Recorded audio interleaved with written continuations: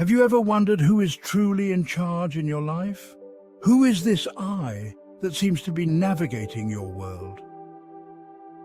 Is there a separate self, a distinct observer watching your life unfold like a spectator in a theatre? Or is it possible that this very observer, the one we believe to be our core identity, is itself part of a much grander illusion? This isn't just a philosophical puzzle. It's a radical shift in how we understand ourselves and our reality. It's a journey into non-duality, where the seemingly separate entities of the observer and the observed are revealed to be part of a unified field of awareness. This idea that what appears to be separate is ultimately one challenges our most basic assumptions about who we are and how we experience life. That is why we have to unpack this idea, examine its implications, and see how it can lead to an understanding of ourselves and the world around us.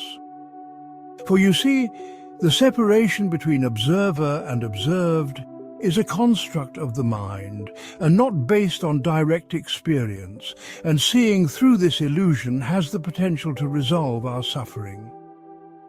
Let's start with how we typically perceive ourselves. Most of us operate under the assumption that we are a separate individual entity. We have a name, a body, a history, and a personality, all contributing to this sense of a distinct I. This I, this ego, is often believed to be the center of our experience.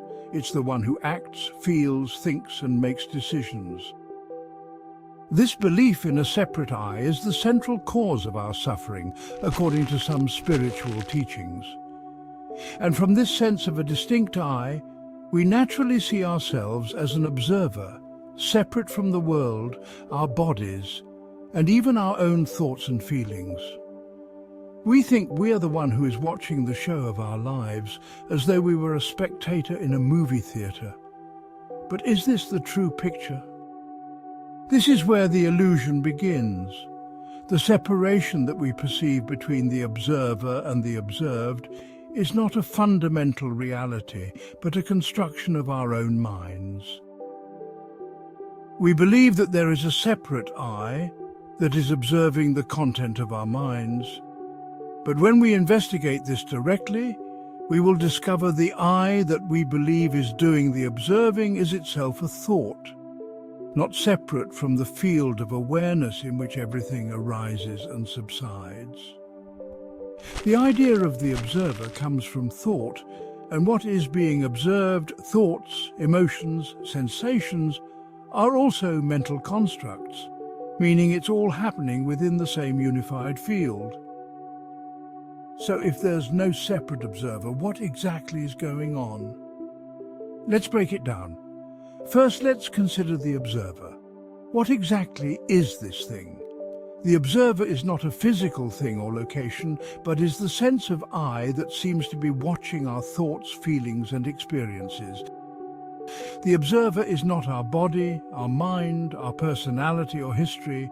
It is a thought that arises in awareness that gives rise to the sense of being a separate self. Now, what is being observed? It's all the content of our experience, thoughts, emotions, sensations, and perceptions. Everything we experience is a fluctuation or movement within the field of awareness. All that we know arises within awareness and subsides in awareness. None of it is separate from the awareness that knows of its existence. Now here's the crux of the matter. Both the observer and the observed arise together within the same field of awareness. Awareness is the background, the ground in which all experiences appear and dissolve. It's like the screen on which the movie is projected. The screen is always there, before the movie starts and after it ends, completely unaffected by the content that appears on it. Think about the sense of I am. We typically take this as our identity, as something that is true about us. However, the I am is also just a thought, an appearance that arises and subsides in the field of awareness. It's not our true nature, but just another object of our awareness. It's crucial to understand that this awareness is not something we possess, but it is what we are. How do we begin to see this for ourselves? How do we challenge the deeply ingrained belief in a separate observer? One of the most powerful tools is self-inquiry. This is not about intellectual analysis, but about direct observation and a genuine questioning of your assumptions.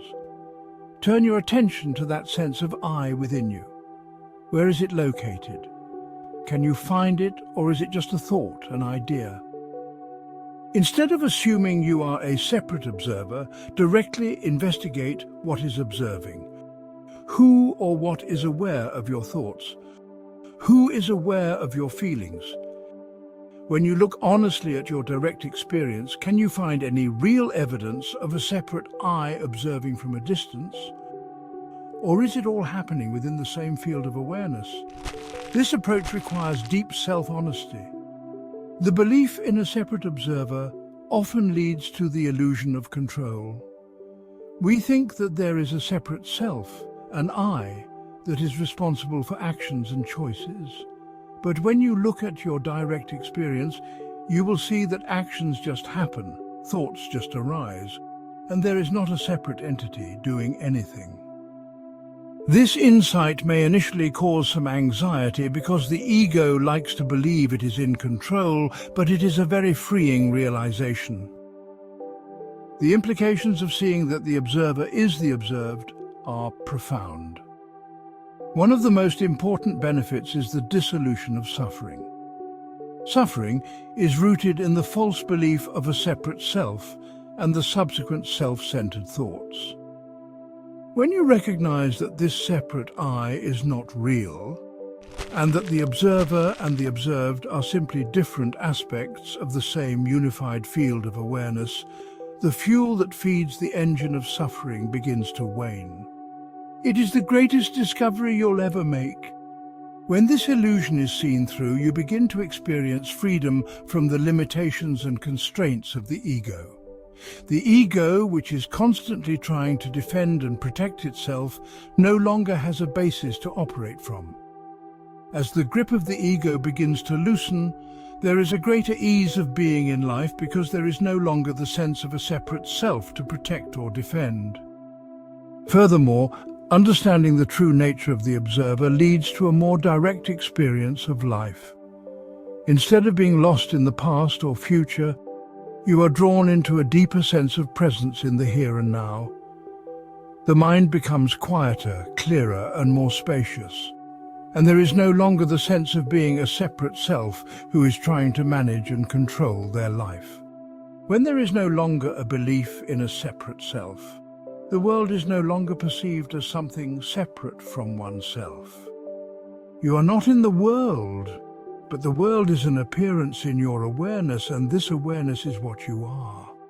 This leads to a deeper sense of connection to everything and a feeling of belonging to the totality of life.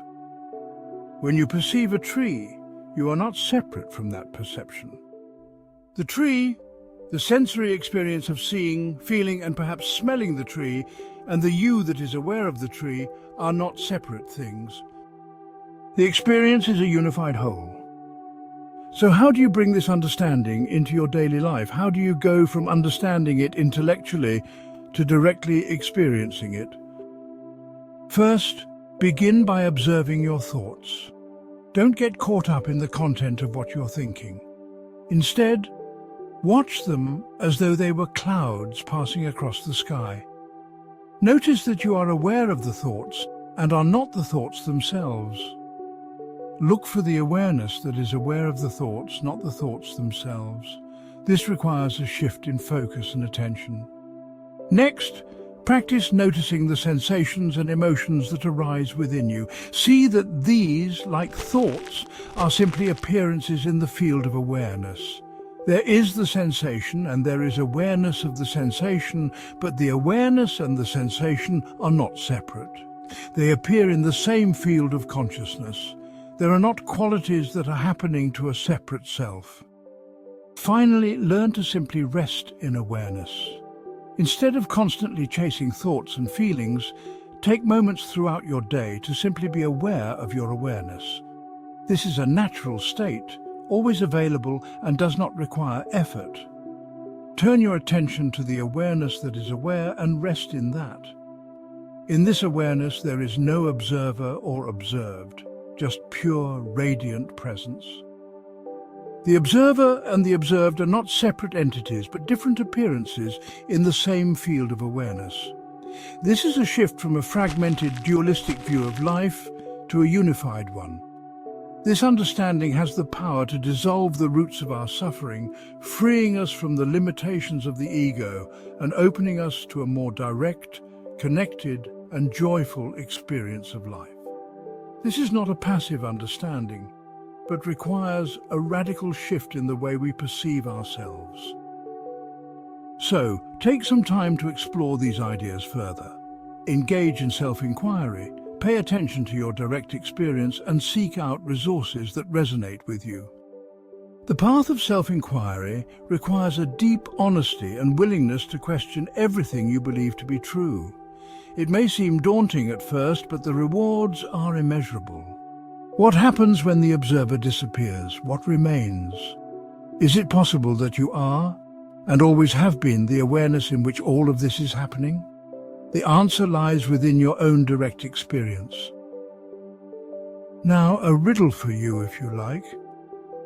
Were you mesmerized by the beauty of youth, or did you see through the illusion of two, uncovering the truth that all life is destined to age and decay? Look closely at what the images revealed and share your answer in the comments below. Don't forget to include the timestamp when the truth became clear to you.